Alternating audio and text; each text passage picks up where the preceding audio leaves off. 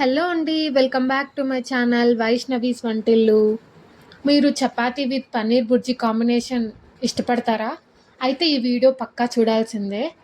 ఈరోజు మా ఇంట్లో డిన్నర్ చపాతీ అండ్ పన్నీర్ బుర్జీ. ప్రోటీన్‌కి ప్రోటీను అండ్ సింపుల్ అండ్ ఈజీగా అయిపోతుంది. 5 మినిట్స్‌లో చేసేయొచ్చు. దానికోసం ముందుగా ప్యాన్ పెట్టి ప్యాన్‌లో హెల్తీగానే ఘీ వేసుకోండి, లేదా మీ ఇష్టం ఆయిల్ అయినా వేసుకోండి. అందులోకి జీరా, పోపు దినుసులు వేయండి. అవి కాస్త చిటపట్లాడిన తర్వాత సన్నగా కట్ చేసి పెట్టుకున్న ఆనియన్స్ని వేయండి. వేసి బాగా మగ్గనివ్వండి. ఆనియన్స్ కొంచెం గోల్డెన్ బ్రౌన్ కలర్ వచ్చే వరకు కాస్త మగ్గనిచ్చి తర్వాత అందులోకి అల్లం వెల్లుల్లి పేస్ట్ కాస్త వేయండి. ఒక 1 to 2 టేబుల్ స్పూన్స్ వేసి అల్లం వెల్లుల్లి పేస్ట్ పచ్చివాసన పోయే వరకు మగ్గనిచ్చుకోండి. అల్లం వెల్లుల్లి పేస్ట్ పచ్చివాసన పోయిన తర్వాత అందులోకే క్యాప్సికమ్ సన్నగా కట్ చేసుకున్నవి వేయండి. క్యాప్సికమ్ కాస్త కుక్ అవ్వాలి బాగా. అలా కుక్ అయిన తర్వాత అందులోకి టమోటా, ఒక చిల్లీ వేసాను నేను ఇక్కడ కారం కోసం, గ్రీన్ చిల్లీని. అవి వేసి బాగా మగ్గనివ్వండి. ఇవి త్వరగా మగ్గాలి అంటే మీరు కొంచెం సాల్ట్ వేస్తే త్వరగా మగ్గిపోతాయి. సో కొద్దిగా సాల్ట్ వేసుకొని మూత పెట్టుకొని ఒక 5 మినిట్స్ మగ్గనివ్వండి. ఇందులోకే కొంచెం పసుపు వేయండి.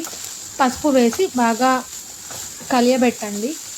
ఈ ఆనియన్స్, క్యాప్సికము, టమోటా బాగా మగ్గిపోయిన తర్వాత ఇందులోకి మనం మసాలాలు, గరం మసాలా 1 టేబుల్ స్పూన్, కారం 1 టేబుల్ స్పూన్. ఇక్కడ మాది కారం చాలా కారం ఉంది కాబట్టి నేను కొంచెమే వేశాను. మీది తక్కువ ఉంటే కాస్త ఎక్కువ వేసుకోండి. అందులోకి 1/2 టేబుల్ స్పూన్ ధనియా పౌడర్, 1/2 టేబుల్ స్పూన్ జీరా పౌడర్ వేసి బాగా కలపండి. ఈ మసాలాలన్నీ ఆనియన్స్కి, క్యాప్సికమ్కి బాగా పట్టిన తర్వాత పన్నీర్ చేత్తోనే ఇలా స్మాష్ చేస్తూ వేయండి. మీరు తురుముకోవచ్చు, బట్ ఇలా చేస్తే కాస్త టేస్ట్ అక్కడక్కడ పలుకులు పలుకులు తగులుతూ పన్నీర్ బాగుంటుంది. తురిమేస్తే మొత్తం స్మాష్ అయిపోతుంది. సో ఇలా స్మాష్ చేస్తూ వేయండి. ఇలా పన్నీర్ మొత్తం వేసేసి కాసేపు సిమ్లోనే కుక్ అవ్వనివ్వండి కలియబెడుతూ. ఇలా మసాలాలన్నీ పన్నీర్కి బాగా పట్టేలా కలుపుతూ ఒక 5 మినిట్స్ సిమ్లో కుక్ అవ్వనివ్వండి. అంతే, పన్నీర్ బుర్జీ రెడీ అయిపోతుంది. దీనిపైన లాస్ట్లో కొత్తిమీర చల్లి గార్నిష్ చల్లుకుంటే వేడి వేడి పన్నీర్ బుర్జీ రెడీ.